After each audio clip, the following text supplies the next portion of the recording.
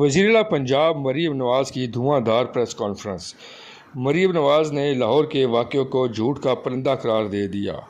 Press conference کے دوران مریم نواز نے تمام شواہد کے بعد اس بات کا اعلان کیا کہ جن لوگوں نے ایک معصوم لڑکی کی عزت کے ساتھ کھیلتے ہوئے اس کے خلاف اور اس کے ساتھ ہونے والے جعلی ریپ کے مقدمے کو ہوا دی اور جعلی ریپ کے اوپر ویلاگز بنائے، ان سارے جعلی صحافیوں اور جھوٹیوں کے خلاف سخت کارروائی کرنے کا حکم دے دیا۔ مریم نواز کا کہنا تھا کہ جن لوگوں نے ایک معصوم لڑکی کی عزت کے ساتھ کھیلا اور ایک ایسے واقعے کو جو سرے سے ہوا ہی نہیں اس کو بنیاد بنا کر اپنی سیاست کو ہوا دی اور طلبہ کو گمراہ کیا، ایک مذموم مہم چلائی، ان کو کبھی نہیں چھوڑیں گے۔ ان کے خلاف ایسی کارروائی ہوگی کہ سب کو پتہ لگے گا کہ اسٹیٹ جو ہے وہ اپنی ریٹ کو کس طرح باہر رکھتی ہے۔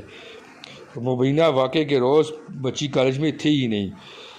بچی کے والدین کو بھی انہوں نے مجبور کیا، لیکن بچی کے والدین نے آ کر پولیس کے سامنے یہ بیان بھی دیا، اسٹیٹمنٹ بھی دی کہ ہمارا اور ہماری بچی کا اس واقعے کے ساتھ کوئی تعلق نہیں ہے۔ بچی نے بھی اپنے بیان میں کہا کہ اس کے ساتھ کوئی زیادتی نہیں ہوئی، بلکہ وہ گھر میں گر گئی تھی، اس دن وہ کالج میں بھی نہیں تھی۔ یہ ایک جعلی اور بے بنیاد مقدمہ ہے اور 66 سوشل میڈیا کے ایسے اکاؤنٹس ہیں جن کے اوپر اس بات کو ہوا دی گئی اور ایک پروپیگنڈا کیا گیا، جن کے خلاف سخت کارروائی کے احکامات جاری کر دیے گئے ہیں۔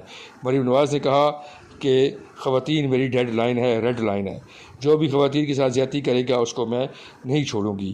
اور یہ جتنے بھی لوگوں نے پروپیگنڈے کیے یہ جھوتیے ہیں، یہ عمران خان کی ٹیم کے بندے ہیں، یہ وہی لوگ ہیں جو اس ملک کو ڈی اسٹیبلائز کرنا چاہتے ہیں۔